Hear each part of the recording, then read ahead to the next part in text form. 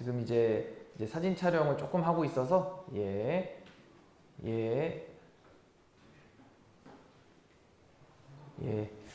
그러면 이제 이어서 이제 정바시 3기 이제 2부 들어갈 텐데요. 지금 음향이 되고 있죠. 그러면 저희 박명호 교수님 앞으로 모시도록 하겠습니다. 박수로 환영해 주십시오. 감사합니다. 저희 박명호 교수님은요, 동국대학교 정치외교학과에서 이제 교수로 재직하고 계시고요. 지금 한국 정당학회장을 역임하셨고, 지금 국민의힘 윤리위원을 지금 맡고 계십니다. 그래서 오늘 뭐 정당 개혁 내지는 여러 가지 주제로 이렇게 들어볼 텐데요. 저희 뜨거운 박수로 교수님 모시도록 하겠습니다.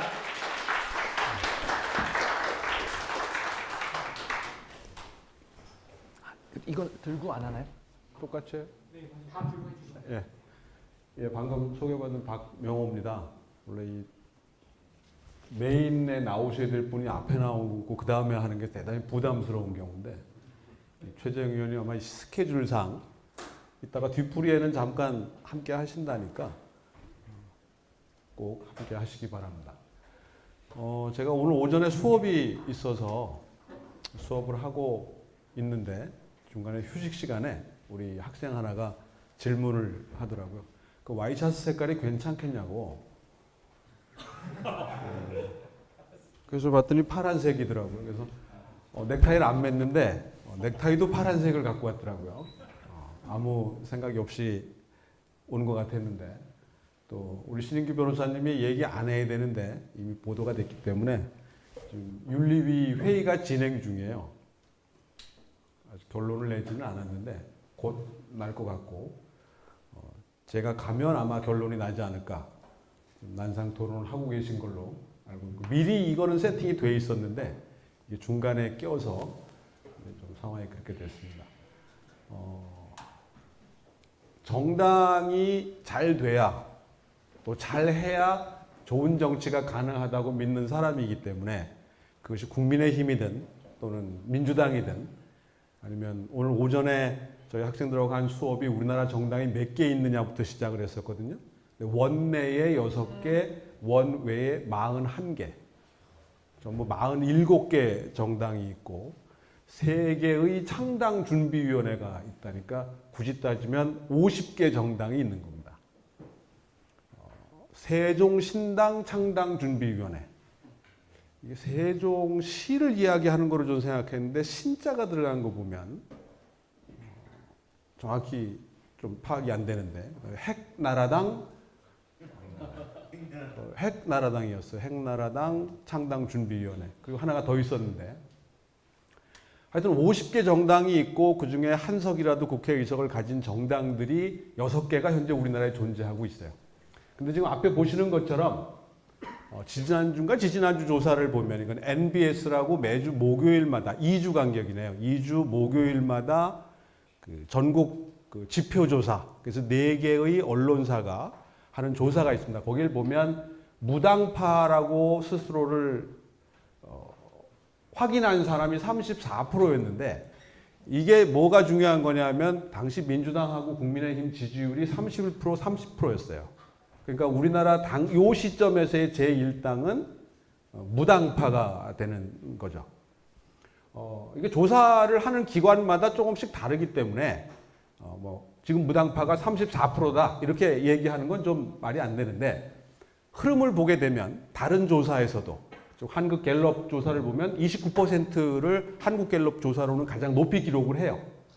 제가 두 군데만 소개를 하는 거는, 두 군데는 전화 면접 여론조사입니다. 그러니까 ARS를 하지 않는 조사고, 제가 지금 우리 학생하고 더불어서 재작년 11월 5일 날 국민의힘 전당대회에서 대선 후보가 확정된 날로부터 지난주까지 매주 나오는 여론조사를 다 모으고 있어요. 여기 중앙선관위 여조심의위원회에 등록된 조사들이거든요. 지금 아마 700개 가까이가 지금 될 거예요. 대통령 취임한 이후만 따져도 한 500개 이상 되는데 거의 매일 조사가 있는 셈이고, 많을 때는 한 주에 한 16개, 평균적으로 보면 하루에 한 2-3개 정도는 조사가 이루어지는 셈이죠. 아마 지금 1년, 취임 1년이기 때문에 지금 조사가 좀 더 많았었을 거고 많이 이제 발표가 될 거예요. 근데 그 중에 한 80% 가까이가 ARS입니다. 그러니까 ARS 조사하고 이 면접 조사하고는 조금 성향이 달라요.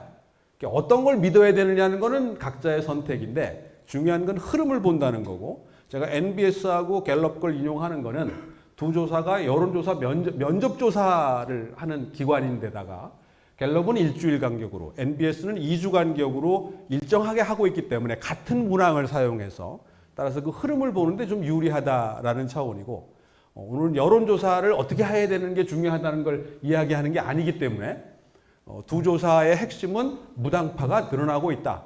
이건 어떻게 보면 당연한 현상이기도 합니다. 이게 이제 선거 때가 다가올수록 줄어듭니다. 그래서 선거 때쯤 되면 무당파라는 말보다는 부동층이라는 말로 이제 좀 통칭하게 되고 또 가끔은 중도층이라는 말로도 쓰게 되죠. 그러니까 중도층, 무당파, 부동층은 사실 같은 얘기인데 조금씩 다르게 하는 거고 굳이 따지면 엄밀하게는 다르지만 대체로 같은 걸로 봐도 그렇게 크게 차이가 있지는 않습니다. 근데 지금 선거 때가 아니니까 부동층이라고 하는 표현을 쓰기는 조금 적절치 않죠. 중도 무당파 또는 중도 무당파 이렇게 혼용을 해서 쓰는 게 일반적이라고 볼 수 있는데 하여튼 무당파가 10명 중에 3명 이상 그죠? 경우에 따라서 4명 가까이도 나타난다고 하는 건데 누가 이 무당파로 또 중도파로 가장 많으냐고 보니까 2030 또 지역으로는 수도권 그리고 국힘하고 민주당의 지지 이탈층이 이 무당파를 늘리고 있는 걸로 파악이 돼요. 뭐 대체적으로 아시는 내용들일 거라고 생각이 돼요. 그러니까 20대 같은 경우에는 1년씩 비교한 겁니다. 한국 갤럽 자료를 가지고. 딱 1년 전에 32%였던 게 지금 53%예요. 20대의 경우에는 무당파가. 그러니까 20대는 절반이 지금 훨씬 넘어가고 있는 거고 30대는 여기 22%에서 36%로 늘었는데 이건 갤럽 자료는 이렇게 되는데요. NBS 자료는 45%예요. 30대가. 그러니까 적어도 절반 가까이가 무당파로 30대도 돌아섰다. 2030이 무당파로 많이 돌아섰다라는 거고 지역으로는 당연히 수도권이 선도를 하는 셈이죠. 근데 이제 특이한 점은 양당의 지지자들이 지지 철회를 지금 상당히 계속하고 있다는 거야. 그러니까 국민의힘 같은 경우에는 이준석 사태부터 시작이 돼가지고 지난 전당대회를 거치면서 2030 수도권의 이탈이 거의 확정이 됐지. 거의 마무리를 해놨어 이제. 민주당은 최근에 이제 김남국 의원이 또 아주 결정적인 기여를 하고 있죠. 뭐 우스갯소리지만 저희 윤리위원회나 또는 아마 당에서도 그렇게 생각할 텐데 우리를 많이 도와줬다. 원래 그럴 의도로 출발하진 않았을 텐데 결과적으로는 그래서 일부에서 뭐 표창한다는 얘기도 있던데 모르겠습니다만은 하여튼 결국은 양당으로부터 지지자들이 이탈하는데 이게 비호감도 증가하고 맥을 같이 한다라는 거죠.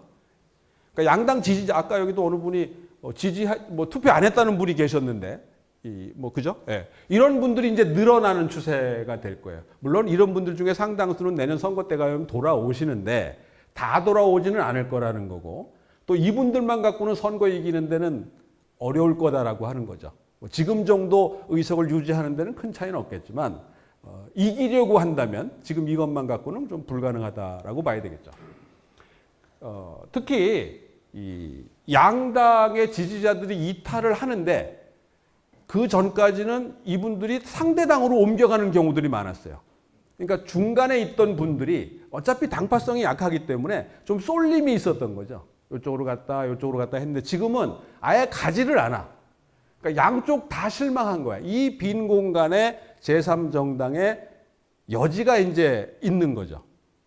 그러니까 금태섭 전 의원이 시작한 제3지대론 또는 제3정당론도 여기에서 보면 충분히 가능성이 있어요. 그러니까 양쪽의 지지층을 30%라고 본다면 40%가 중간에 비어 있는 거거든요. 그러면 40% 다는 아니더라도 한 30% 그것까지는 20에서 25%만 차지한다 하면 2016년 총선 때 국민의당 돌풍이 충분히 가능한 거야. 근데 문제는 이제 이론적으로는 가능한데 현실적으로도 가능하겠냐라는 거죠. 그러니까 아까 우리 최재형 의원 말씀하신 것처럼 야당은 여당 덕에, 여당은 야당 덕에 그거 믿고 쟤들보다는 그래도 우리가 나요. 라는 걸로 지금 하고 있는 셈이죠. 지금은 되는데 계속 이럴 수 있느냐? 그건 좀 의문이 되는 상황이죠. 양쪽으로부터 지지자들이 이탈을 하지만 그래서 무당파, 중도층 또는 선거 때 쓰는 부동층이 늘고 있지만 이게 또 다른 문제를 갖고 오는 건 뭐냐면 정당 정치의 위기라는 거죠. 정당 정치 위기의 징후라고 하는 겁니다. 그러니까 맨 밑에 쓰여져 있는 것처럼 이 무당파가 증가하고 양극화되는 거. 특히 양쪽이 찐 지지층으로만 결집이 되고 있는 거예요. 가운데는 비호감이거나 하여튼 싫은 거야. 아마 여기 계신 분들의 성향은 대체로 좋아하는 쪽보다는 싫어하는 쪽에 가까울 가능성이 높아. 원래는 좋아했는데 지금은 싫어진 거죠. 마음에 별로 안 들어. 뭔가 좀 바뀌었으면 좋겠는데 쉽지 않아 보이는 뭐 이런 상황일 거라고요. 그러니까 대표적인 게 청담동 술자리 의혹이라고 들어보셨죠? 그 뭐 피아니스트가 나왔느냐 안 나왔느냐. 그 팩트가 아닌 걸로는 나왔잖아요. 근데 지금도 야당 지지자 상당수는 이게 사실이라고 믿고 있어. 그러니까 이 정권 끝날 때쯤 되면 무슨 비하인드 스토리, 지금은 말할 수 있다. 뭐 이런 걸로 나올 거라고 믿는 사람들이 상당히 존재를 해요. 어떤 게 사실이냐가 중요한 게 아니라 어떻게 믿고 있느냐가 중요해진 시대가 되어버렸죠. 그렇게 믿는 데는 방법이 없는 거거든요. 자, 그리고 또 여야 지지자 10명 중 7명 가까이, 이건 여든 야든 상관없어. 국힘을 지지하든 민주당을 지지하든 상관없는데 한 7명 정도는 나와 정치적 입장이 다른 사람은 우리 공동체에 대한 생각이 없다고 믿어요. 그러니까 국힘 지지자들은 민주당 지지자들이 나라에 해가 된다고 생각하는 거야. 거꾸로 민주당 지지자들 또한 국힘 지지자들이 나라에 도움이 될 존재라고 생각하지 않아요. 왜 그들이 그렇게 생각하게 되었는지는 모르겠지만 그렇게 믿고 있는 게 현실이야. 완전히 갈라진 거죠. 그죠? 그래서 뭐 밥도 같이 안 먹는다. 뭐 결혼도 안 한다. 그런 사람들하고는 이런 이제 상황에 놓이게 되는 거죠. 이렇게 되면 내년 총선까지 보면 제3당이 나올 수 있는 여지가 있게 되는 거예요. 그럼 제3당은 성공할까? 쉽지 않아요. 그러니까 제3당이 여태까지 성공한 경우가 몇 번 있었어요. 가장 오래된 게 1995년에 JP의 자민련이야. 그래서 지금도 일부의 사람들은 내년 총선이 1996년 총선이 될 거라고 생각하는 사람들이 있어요. 1996년 총선은 4당 경쟁 체제야. 여도 야도 분열이 됐어요. 그러니까 여는 당시 신한국당하고 자민련으로 분열이 됐고, 야는 새정치국민회의하고 꼬마민주당이라는 정당으로 분화가 이루어졌었어요. 그래서 사각 경쟁이 됐었는데 그게 이번 총선에도 적용될 거라고 믿는 사람들이 있어요. 그 정치 컨설턴트 하는 그 박성민 씨가 가장 대표적인 그 주장을 하는 사람이고, 민주당도 분당 가능성을 상당히 높게 보는 사람들이 많아. 그리고 이쪽도 결국은 양당 모두 공천 과정에서 탈락자들이 나오기 때문에 현역도 그런 분들이 자신들의 어떤 정치적 활로 모색을 위해서 뭔가를 택하게 된다면, 또 지금은 어떤 선거제도로 바뀌든 무소속 후보보다는 정당 후보가 유리하게 돼 있는 상황이거든요. 또 현역 의원들이 공천을 못 받아서 창당을 하게 되고 일정한 의석수를 갖게 되면 선거 보조금까지 받을 수 있는 상황이기 때문에 의원들한테는 안 할 이유가 없는 아주 좋은 선택이, 가장 합리적인 선택이 될 수 있어요. 지금 봐서는 양당 모두 리더십의 위기에 지금 있죠. 그죠? 이쪽은 이쪽대로, 저쪽은 저쪽대로, 뭐 상황이 다르고 정도가 조금 다르지만 리더십의 위기에 처해 있는 거지. 그러니까 사실은 지금 이 윤리위까지 가져가야 될 문제들이 아닌 거거든요. 그리고 굳이 그걸 보면 이건 사상과 표현의 자유의 문제야. 근본적으로는. 저 개인적인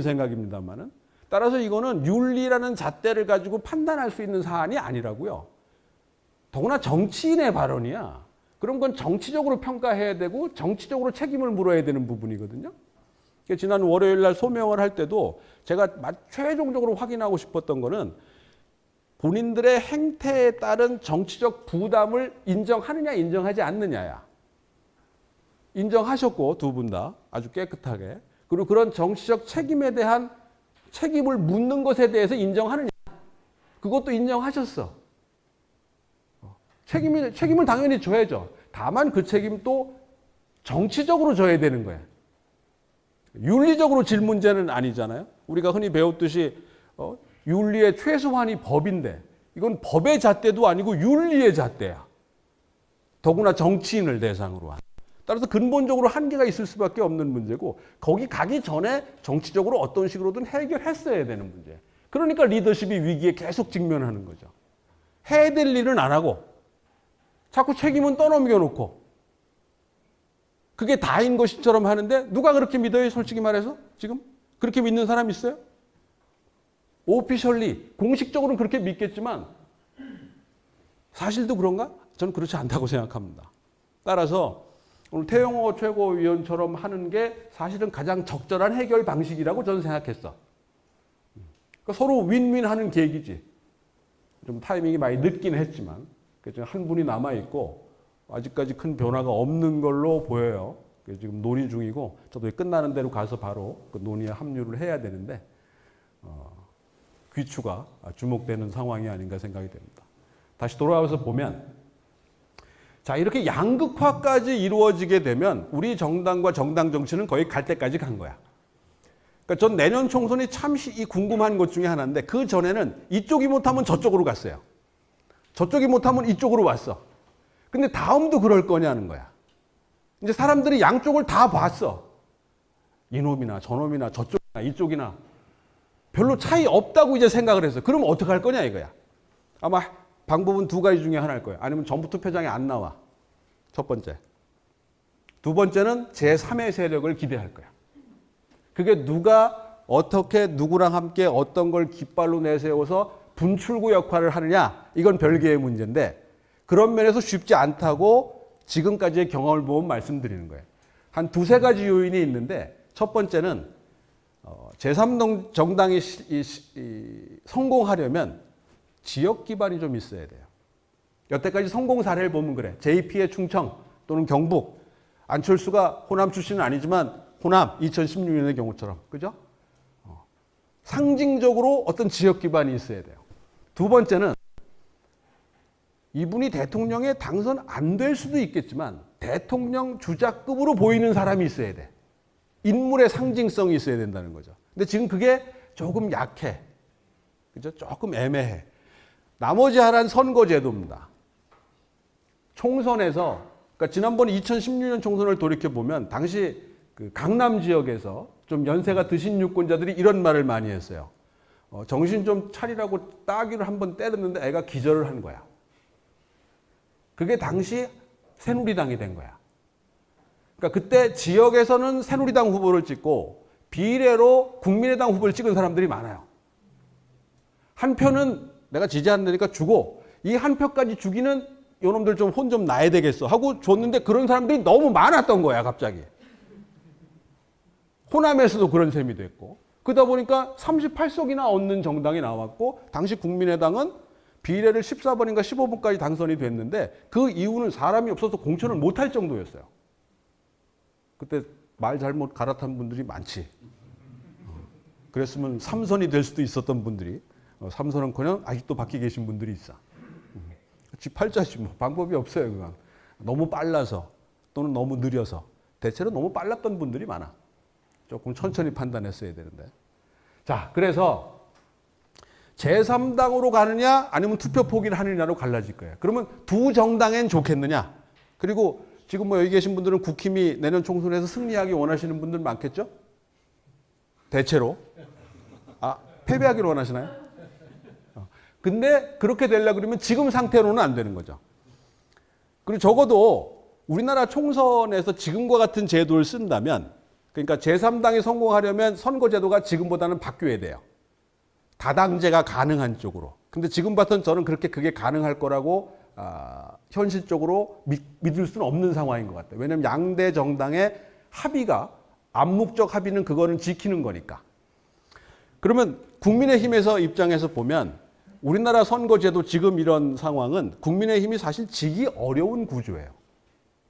그런데도 지난번 선거에서 지역에서 80 몇 석밖에 못 얻었거든요. 당시 민주당은 수도권에서만 103석을 얻어요.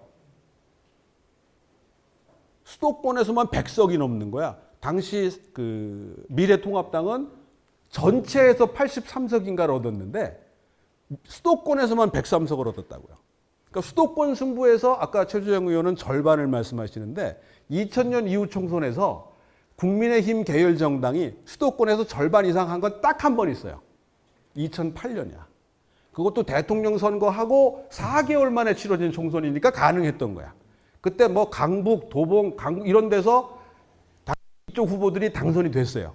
그 이후는 자취를 찾을 수 없지. 그죠? 따라서 수도권에서 절반? 택도 없어. 40%. 한 40석 정도. 지금 121석이거든요. 한 40석 정도만 하면 성공이야. 121석 중에 지금 기준으로. 근데 다음 선거에서는 한 128석 또는 130석 정도가 수도권이 될 거라고 보고 있거든요. 50석 가면 아마 총선 압승할 거야. 과반 넘는다는 거예요. 그 왜 넘느냐? 수도권에서 40석을 하면 영남이 67석, 66석이에요. 그럼 영남 석권 하면 다 갖지 않고 한 대여섯 석 내준다 하더라도 영남에서 60석 얻고 서울에서 40석 얻으면 어떻게 됩니까? 100석이에요. 그 다음에 호남, 포기, 강원, 충청, 제주에서 20석만 얻으면 돼. 통상 20석 내외 얻어요. 그럼 비례 20 들어가죠. 그럼 몇 석이죠? 140이에요. 자, 거기서부터 한 10개 남짓이 이제 150을 넘느냐 안 넘느냐가 이제 분기점이 되는 거지. 150 넘어서 더 간다? 그러려면 수도권에서 이겨야 돼. 지금 수도권에서 17명이거든요. 지난번에 16명 당선됐어. 121석 중에. 수도권에서 그렇게 이길 수 있을까요? 지금 저렇게 무당파가 늘어난 상황. 저들이 오지 않으면, 그죠? 저들이 오지 않으면 승리는 거의 불가능해.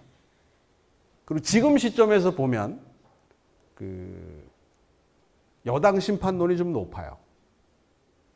지금 시점에서 보면 지금 시점에서 1년 채 안 남았지만 예상을 하면 지금 의석보다 조금 떨어질 가능성이 높아. 민주당도 비슷해. 거기에 가장 결정적인 요인은 대통령 지지율입니다. 대통령 취임일로부터 멀어질수록 여당에는 어떤 선거든 불리해요. 반대로 대통령 취임일에 가까울수록 어떤 선거든 여당에 유리합니다. 만약에 지금쯤 지방선거 했으면 지난번처럼 이겼을까요? 대패했겠지. 그죠? 12대 5가 아니라 5대 12가 됐을 거야. 그죠? 2020년 총선 때 그때 만약에 4월에 총선거를 하지 않고 3월에 우리 마스크 배급제 할 때 총선거 했으면 어떻게 됐을까요? 우리 왜 마스크 배급제 했던 거 기억나세요? 그 뭐 주민등록 끝자리 해가지고 홀짝 해가지고 갖고 1인당 뭐 2개인가 몇 개인가 밖에 살 수 없었던 시간이 한 2주 남짓 된 적이 있었어. 그 마스크 한 장 사러 간다고. 그죠? 그때 욕 길게 다 줄 서갖고 날씨도 추운데 그죠? 욕했던 거 기억나세요? 칭찬했던 사람은 없겠지.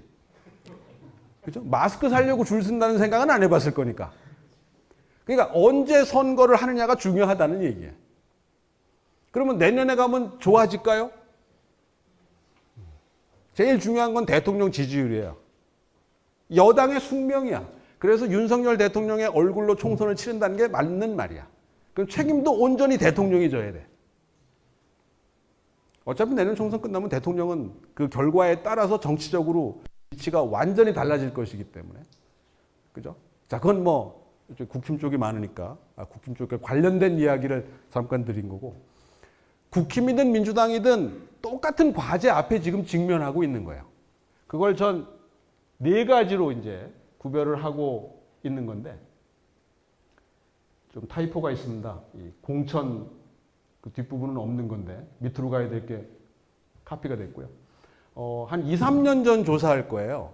아마 지금도 비슷하지 않겠나 생각을 하는데 특히 이건 공천과 관련돼서 이런 현상이 나타나지 않나 싶은데 아직까지 유권자들의 절반 이상은 시대가 변해도 정당이 하는 역할을 대체할 수 있는 집단이 등장하기는 어렵다고 보고 있어요. 그러니까 욕을 하지만 비판을 하지만 정당이 필요하다라는 데 대한 기본적인 인식은 있어. 왜냐하면 특히 공천 때문에. 이 공천은 정당밖에 하지 않는 거잖아요. 그 이외의 정당이 하는 기능들은 대부분 또 상당 부분이 정당 아닌 곳으로 넘어갔어요. 뭐 시민단체가 하기도 하고 이익집단이 하기도 해요. 근데 공천만은 정당이에요. 그래서 공천을 잘해야 되는 거예요. 그러니까 내년 총선든 우리나라 총선은 특히 공천이 끝나면 승부의 절반은 끝납니다. 공천 과정에 대한 사람들의 평가, 공천 내용에 대한 사람들의 평가로 승부의 절반은 결정이 돼. 그러니까 지난번 총선은 이미 총선 과정에서 폭망을 예고했던 공천이야. 폭망하지 않는 게 이상한 공천이었죠. 도대체 무슨 개념으로 공천을 했느냐? 공천의 컨셉이 뭐냐가 의심스러웠으니까. 패배하려면 별짓을 다 할 수밖에 없거든요. 자, 그러면 이 민주당과 국힘이 모두 직면한 과제를 이 헌팅턴이라는 문명의 충돌을 쓴 학자가 제도화의 지표를 저렇게 적응성, 복합성, 자율성, 응집성으로 수십 년 전에 제시를 했던 건데 지금도 맞아요. 자, 적응성이라는 걸 보면 이건 정당의 수명하고 관련이 있어요. 뭐 150년 가는 정당, 뭐 새천년 민주당은 1000년을 가라고 만들었는데 100년도 못 갔고, 그죠? 열린우리당도 100년 간다고 했는데 100년은커녕 10년도 못 가잖아요. 지금도 중앙선관위 등록된 정당 중엔 열린우리당이 있습니다. 그 열린우리당인지는 알 수 없지만 이름을 쓰고 있어요. 자, 이게 문제는 우리나라 정당들은 전부 사람하고 관련이 너무 깊어. 특히 집권당은. 그죠? 자, 우리 왜 이준석 사태가 났습니까? 왜 지금 이 정당 리더십이 자꾸 위기에 처합니까? 결국 사람과 관련이 있잖아. 대통령과 관련이 있잖아요. 어쩔 수 없이. 그죠? 이거는 민주당 정권일 때도 마찬가지야. 근데 YS 때도 마찬가지였고 DJ 때도 마찬가지였는데 그때 그분들은 좀 정치적으로 많이 처리했어. 지금보다 훨씬 더 당무 개입했고 훨씬 더 당내 선거에 개입했어요. 근데 주먹을 들이대진 않았다고. 좀 세련된 방법을 썼지. 공식적으로는 존재하지 않는 방법을 썼다고. 근데 결과는 마찬가지고 오히려 더 좋아졌어. 너무 대놓고 하니까 상식이 돼버렸잖아요. 그죠?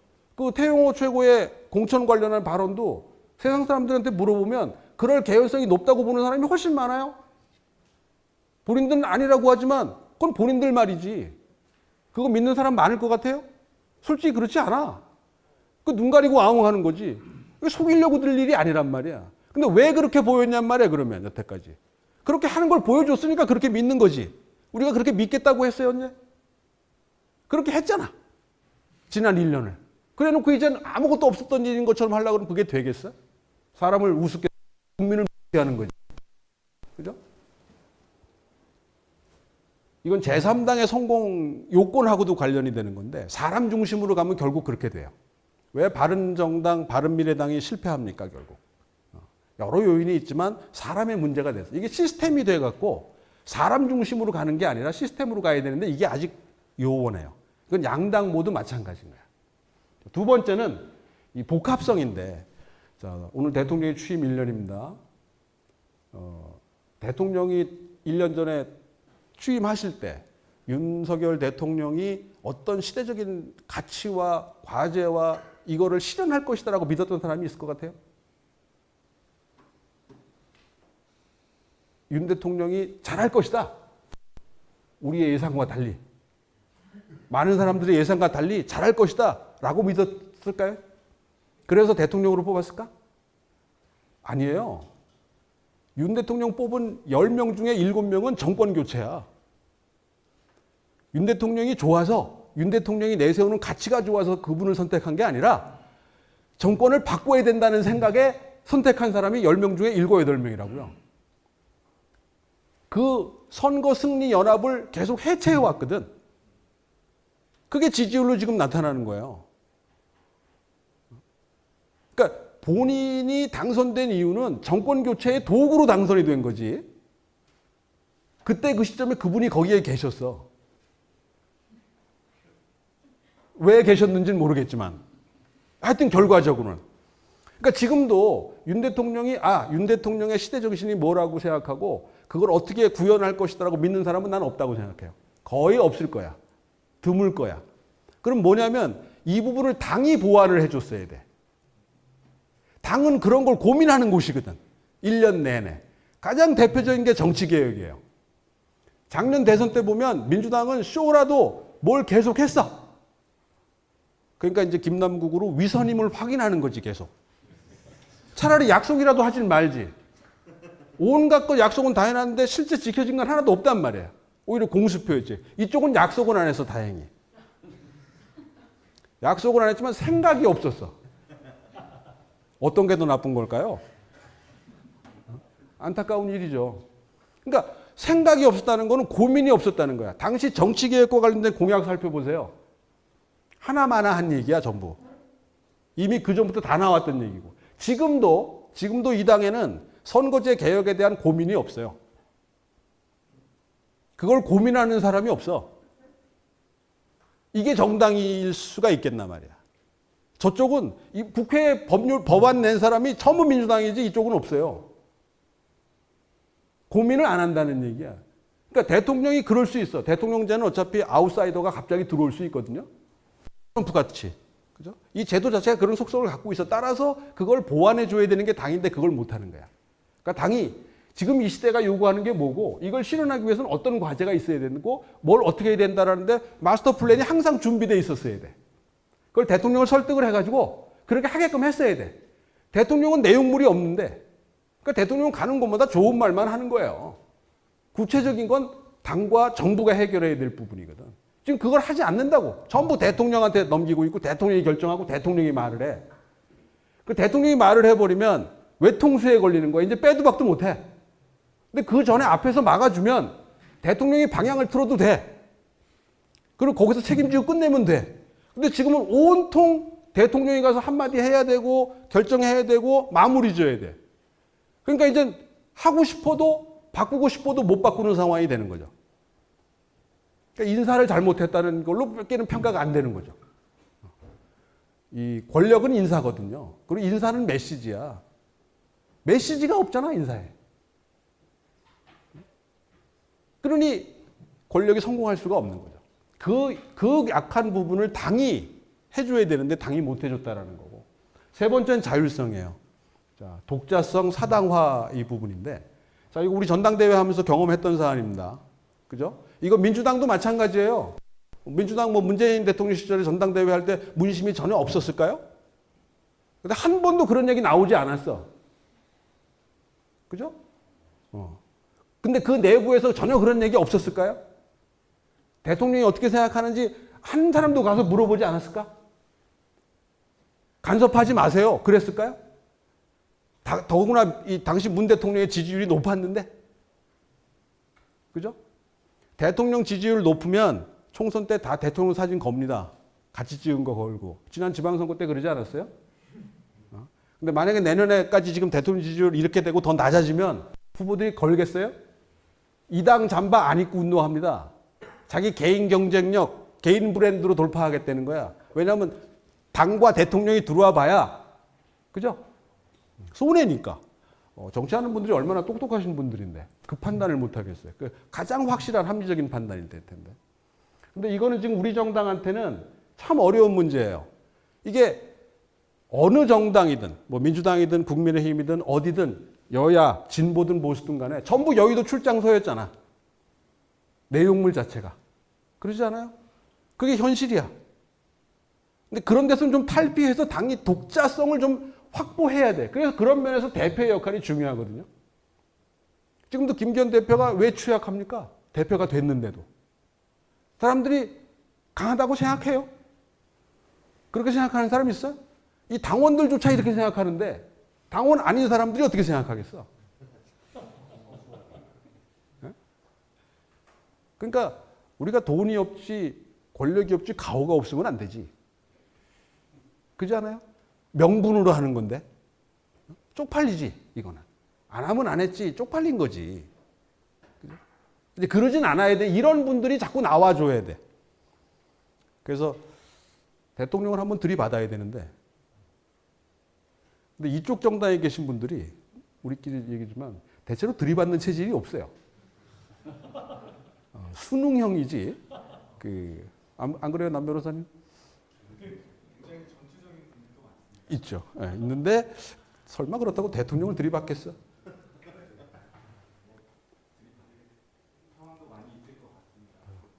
우리 남 변호사님 기대합니다.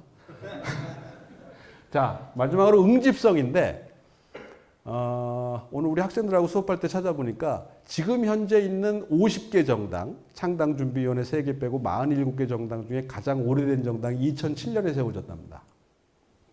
이름이 한국독립당이래요. 그런 당이 있는 줄 아세요? 김구가 세운 한국독립당이 아니야. 2007년에 세워진 게 제일 오래됐대요. 아마 한나라당이라는 이름을 안 바꿨으면 이 당이 제일 오래됐을 수 있어. 그죠? 2002년 즈음 아닌가요? 조순 이회창 합당에 따른 거였으니까. 그러니까 이름도 좀 안 바꾸고, 그죠? 뭐 이러면서 좀 이렇게 이어져야 되는데 이 적응성과 관련해서 보면 연속성 유지가 좀 어렵지. 그리고 이제 우리 국민 체질인 것 같기도 한데 핸드폰도 왜 2, 3년 쓰면 바꿔야 되잖아요. 좀 실증 나잖아. 그것도 정당 이름이 바뀌면 사람들이 또 새로운 건 줄 알아. 좀 뭔가 새 건가? 뭐 이런 생각이 또 들지. 그럼 좀 바꿔줘야 핸드폰 바꾸듯이 정당명 바꿔야 되는 거. 뭐 정당 그건 뭐 어느 정도 이해할 수 있겠는데 또 하나 우리 안에서 그 당 안에서 분쟁을 해결하는 이런 거예요. 그거를 법의 영역으로 가져가지도 않고 또 분당이나 탈당이나 이런 방법 쓰지 않고 그 안에서 좀 해결하면서 이걸 유지해야 되는. 그러면서 시대에 맞게 정체성을 좀 업데이트할 수 있는 능력이 있어져야 되는데 아직은 거기까지 못 간 것 같아요. 그러니까 이런 모임도 이런 당원들의 움직임도 이 정당이 바뀌는데 뭐 국민의힘뿐만 아니라 우리나라 정당 정치가 바뀌는데 상당히 추동력이 될 수 있을 거라고 생각해요. 여러분들은 제가 보기엔 상대적으로 소수파에 가깝잖아요. 그죠? 굳이 따진다면. 그러면 소수파가 이제 다수파가 자꾸 돼야 되겠죠. 그러면 소수파가 다수파가 되는 방법은 여러 가지가 있는데 가장 대표적인 건 시대 정신을 한 반발짝만 앞서가면 돼. 그게 노무현의 성공이거든요. 그러니까 누구의 표현대로 노무현 대통령은 초선 의원 때도 노무현이었어. 그 노무현의 브랜드를 계속 가져갔다고요. DJ도 그랬고 YS도 그랬어요. 그러니까 최종적으로 정치적으로 본인이 얻을 거를 완성할 걸 최종적으로 성취할 수 있었죠. 근데 그 브랜드 가치가 계속 바뀌어버리면, 그죠? 대부분의 정치인들은 바뀌고, 제가 보기엔 이쪽 정치인이 상대적으로 그런 분들이 좀 많아. 그러니까 어떤 가치의 문제보다도 이해관계의 문제에 좀 더 매몰되어 있는 경우들이 상대적으로 많아 보여. 어차피 사적 이익의 추구와 집단적 이익의 추구를 막을 수는 없어요. 그게 인간적이죠. 이슬만 먹고 사는 것도 아니니까. 그죠? 돈 더 벌 수 있는 방법이 있으면 해야지. 근데 문제는 그게 공익과 공공성과 충돌했을 때 어떤 선택을 하느냐거든. 김남국 같은 선택을 하면 망조죠. 개인적으로도 망조지만 자기가 촉한 집단에 치명적이거든. 그 다음에 돈봉투권도 이제 한 시대의 문화가 끝나는 거예요. 여긴 이미 한 번 걸러졌어요. 그래서 없어졌다는 사람도 있지만 전 본 적은 없지만 박희태 전 의장이 그 건으로 해서 사법 처리된 전력이 있어. 이 당에는 300만 원이라는 기준이 그때도 300만 원이었어요. 왜 300이 여태까지 기준이 되는지는 모르겠지만, 그죠? 그게 관행이자 뭐 역사이자 이런 식으로 해서 해왔어. 그러니까 어떤 분은 걸린 게 죄라는데 그것도 아마 프랙티스를 하시는 정치인들 사이에서는 아마 공감이 가는 부분일 거예요. 또 지방선거 공천 과정에서도 뭐 개연성은 충분히 있어 보이죠. 그죠? 이게 뭐 확실하게 뭘 얘기를 할 수는 없지만 그거는 뭐 어느 쪽만 그런 게 아니라 대체로 우리 정리상, 우리 문화상, 우리 관례상 큰 틀에서 그렇게 크게 벗어나진 않았을 거다. 라고 추정은 되지. 다만 확실한 건 없어요. 그러니까 확실히 뭐 함부로 말을 할 수는 없지만 이제 그런 시대가 단절돼 가고 있는 거예요. 따라서 너무 앞서가지는 마시고 반 템포만. 너무 앞서가시면 이상한 사람 소리를 듣게 되죠. 그죠?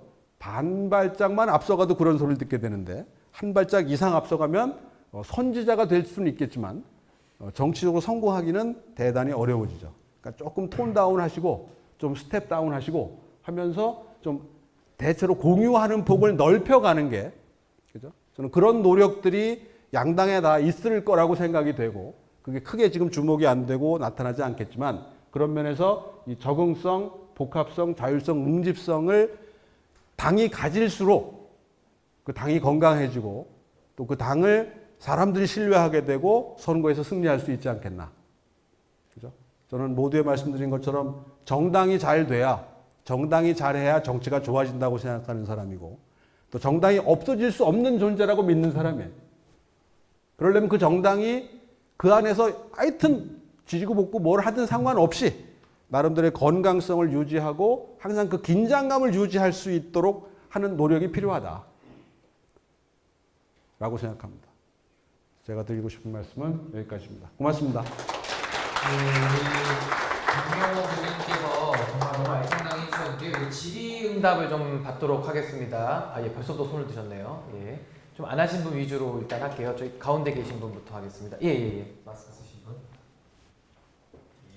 저희가 일단 시간 관계상 9시에는 마치는 걸 좀 양해해 주십시오. 단체 사진 찍도록 하겠습니다. 예, 질문하시죠. 예, 안녕하십니까. 오늘 국민의힘 탈당했고 사실 또 아니면은 아무튼 여기 사실 기동 교수님이세요, 제 가까우신 분이. 그러면 짜고 쳤다고 생각하잖아, 사람들이. 약간 좀 우리 이벤트가 중요하잖아요, 그죠? 예, 아무튼 예, 저도 어쨌든 이제 정치학 석사 과정 이제 올해 아마 이번 달이고 아무튼 뭐 이번 해 안에는 끝날 사람인데 아무튼 저는 우선 한 가지 우리 교수님께서 정당 전문가시기 때문에 첫 번째 질문 하나를 드리자면 제3정당 성공할 것 같습니까? 교수님 생각에? 굳이 택하라 그러면은 실패가 성공보다는 좀 높을 거다.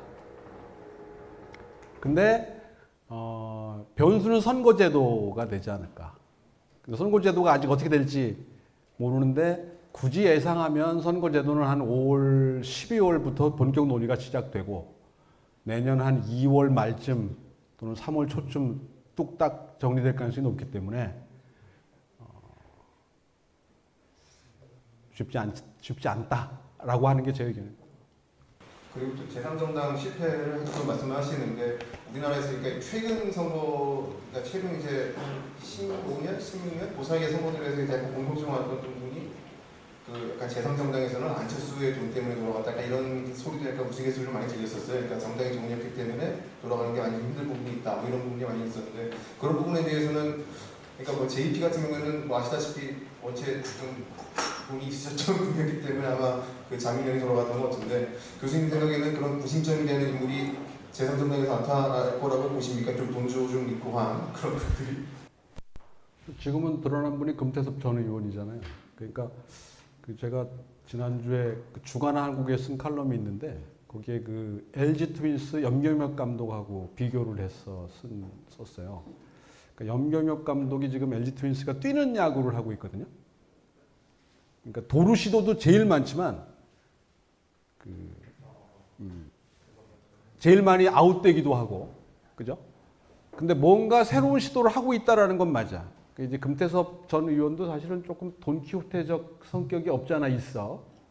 그리고 가는 곳마다 상당히 독특한 캐릭터의 소유자가 아닌가 싶어요. 그런 면에서는 이 제3정당을 추진하는 사람으로 맞고, 지금 우리 윤 대통령의 경우도 그 뚝심 하나만은 아마 어디 가서 견줄 수 없을 거예요. 그게 오늘의 이 자리를 만들었고, 그 절체절명의 순간에서 이 백척간도 진일보할 수 있는 담대함은 따라갈 사람이 없을 거야.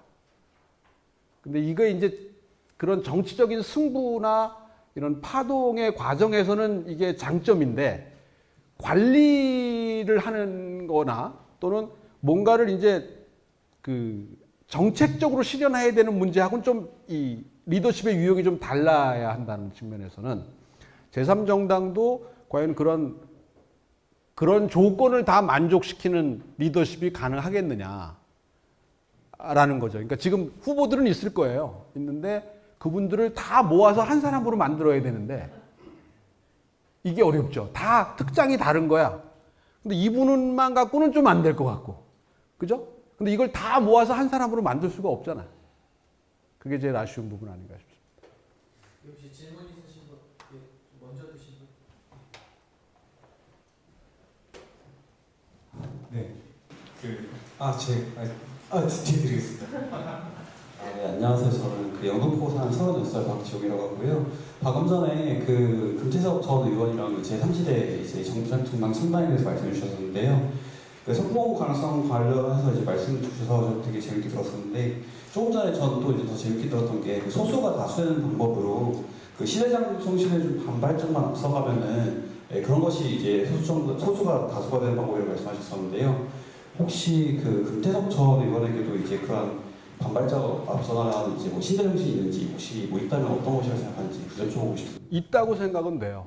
그리고 분명히 그런 가능성을 갖고 있는데 그게 이제 얼마나 많은 사람들의 공감을 확대해 나갈 수 있느냐가 관건이죠. 그러니까 결국은 선지자들이 필요하거든. 근데 그 선지자가 너무 앞서가 버리면 우리가 그 사람이 뭐 하는지 이해를 못 하는 거잖아요. 이상한 사람이네? 이래 되는 거지. 그러면 안 되고 조금 있다 그 사람이 이해가 돼야 되는데 그분의 지조가 중요하죠.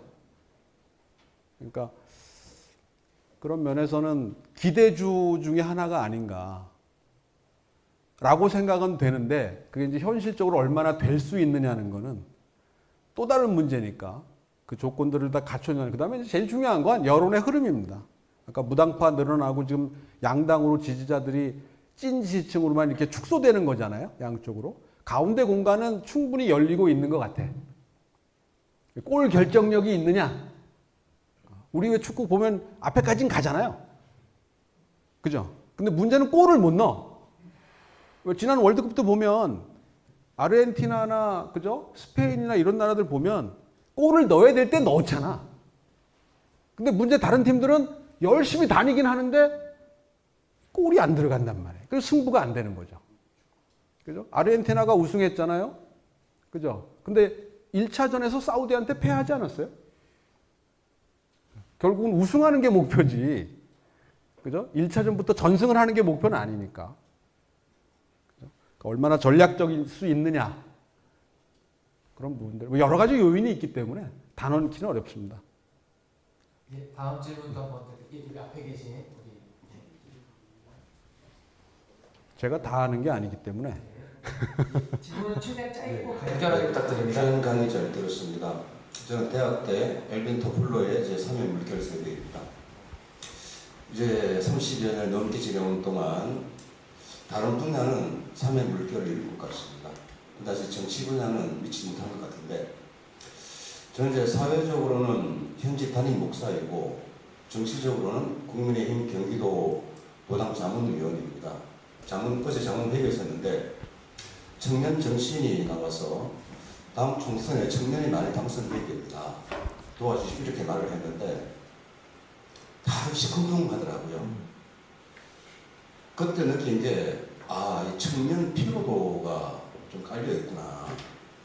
이걸 느꼈고 이 한국교회가 한 30년 전에 청년 담임 목사를 청빙하는 유행이 있었습니다. 근데 지금은 절대로 안 뽑습니다. 그 청년 담임 목사를 수장으로 뽑았을 때 성공을 못했거든요. 어쩌면 여기 계신 청년들한테는 좀 기분 나쁜 소리일지도 모르겠는데 이제 2025년이면 초고령 사회가 됩니다. 지금 20, 30대 저도 지금 이 직원들이 10명 있는데 청년들 안 뽑습니다. 이 노인시설 운영하면서. 왜냐하면 오지도 않거나 오더라도 감당을 못하거든요.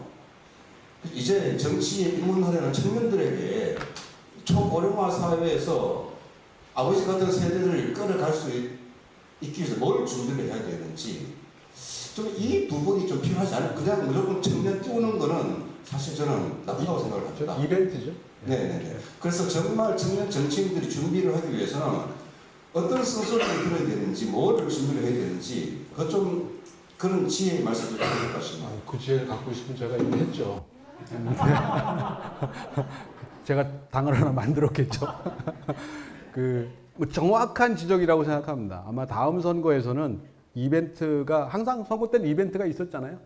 헐리우드성 액션이 있었지. 청년만 따로 이렇게 섹션을 정해놓고 공천할지도 몰라요. 세계에서 유례가 없는 방법일 텐데 그것도 그냥 이벤트성에 지나지 않을 겁니다. 왜 내용물이 지금 말씀하신 것처럼 없기 때문에. 그건 청년뿐만 아니라 자 이렇게 보세요. 나이가 젊다고 청년이 아니거든요.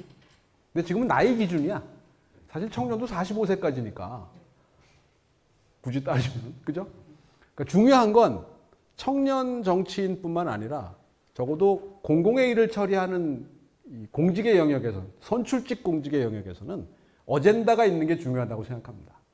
그게 시대 정신인 거고 그런 가치의 이 전제가 되지 않은 상황에서의 이 공직 진출은 생계형에 지나지 않아요.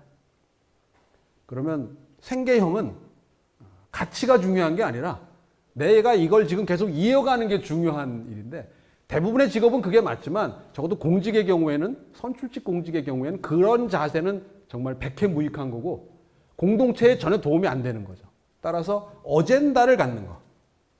그게 뭔지는 모르겠어요. 그걸 흔히 우리가 시대정신이라고 표현하는 거고 그 시대정신을 구현하려는 여러 가지 수단이 있을 수 있잖아요. 그러니까 지금도 대통령이 자꾸 자유 말씀을 하시면서 그 자유가 어떻게 구체화될 수 있는지에 대한 설명이 안 된다는 게 문제거든. 그걸 어떻게 그리고 뭘로 할 거냐에 대한 설명이 안 되고 후속 조치가 안 나오니까 그게 가치의 공유가 안 돼 있기 때문에 그런 거거든요. 그러니까 개인적으로는 일단 그런 가치의 고민과 시대의 정신의 고민이 중요하죠. 그거를 확산시키면서 거기에 공감하는 사람이 늘어날수록 그걸 우리는 세력화라고 부르는 거 아닙니까? 그게 됐을 때 세력이 되는 거고 당을 장악할 수 있게 되는 거고 당이 그런 방향으로 나아갈 수 있는 거고 또 그 과정에서 치열한 투쟁과 그죠? 힘겨루기를 해야지. 어차피 정치는 편가르기거든요. 선거는 우리가 공식적으로 이 편과 저 편으로 나눠져 있음을 확인하는 거예요. 어차피 편싸움이야, 패싸움이야, 어차피.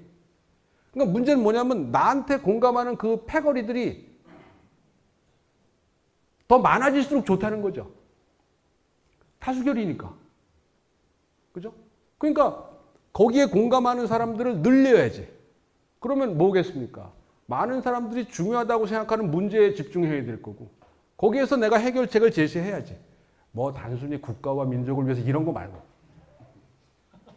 독립운동형 정치가 아니고 생활 밀착형 정치여야 된다는 거예요. 생활의 문제를 해결해 줘야 되거든.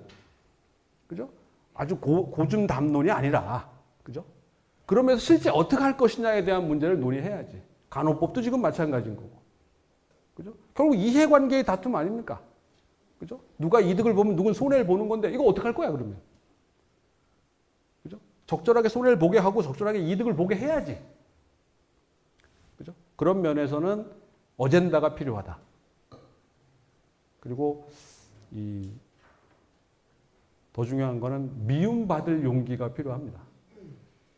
어차피 100% 찬성을 받는 건 아니거든. 과반 50% 플러스 한 표만 받을 수 있으면 된다. 미니멈이죠. 그 이상 가면 더 좋고.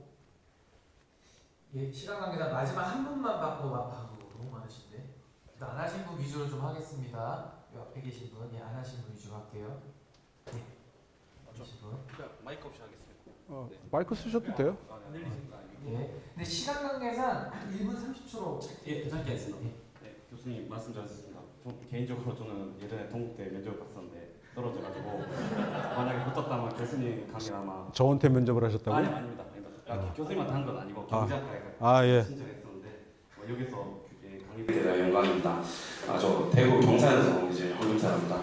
저는 이제 교수님 말씀하신 대로 우리나라가 지금 양당 체제라고 하고 있는 문제에 대해서 이제 많이 고민하는 있는데 지금 미국 같은 경우도 사실은 좀 양당 체제로 있는 나라지 않습니까? 근데 미국은 이제 어떻게 보면 결국에는 당이 이제 나중에 합쳐지면서 이제 중동을 상대한다든지 그런 형태로 가는데 우리나라 같은 경우는 사실 강대국에 둘러싸여 있으면서 굉장히 이념 체제에 많이 쌓이는 그런 나라라고 생각합니다. 뭐 스위스나 그런 나라처럼 중립국으로 갈 수 있는 나라는 아니라고 생각하고요. 그런 면에서 이제 유럽 같은 나라들은 지금 현재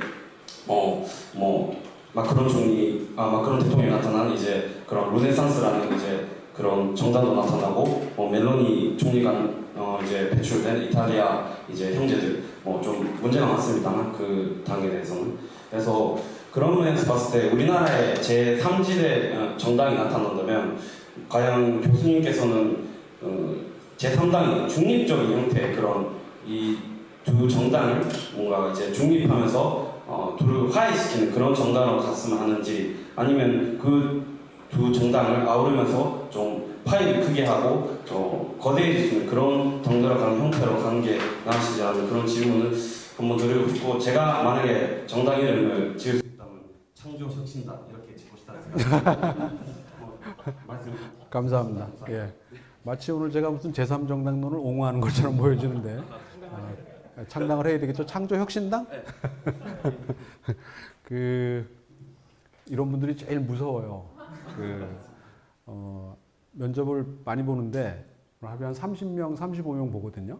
그러면 사실은 면접을 보고 나가는 순간 다 잊어버립니다. 왜냐하면 거의 똑같은 옷을 입고 오고 똑같이 복장을 하고 오고 이 용모가 비슷하잖아요. 고등학교 졸업생들이기 때문에.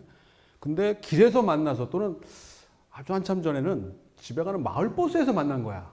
근데 저는 그를 못 알아봤는데 그가 나를 알아보고 말을 거는데 와, 정말 당황스러웠는데 제가 아니었다니 다행인데 아까 어젠다 말씀을 드렸는데요. 제3정당의 어젠다가 중요합니다. 국민적 공감을 얻느냐. 이게 제일 중요한 요건이라고 생각이 되고요. 그거를 해결할 수 있는 능력이 있다고 사람들이 보느냐는 거예요.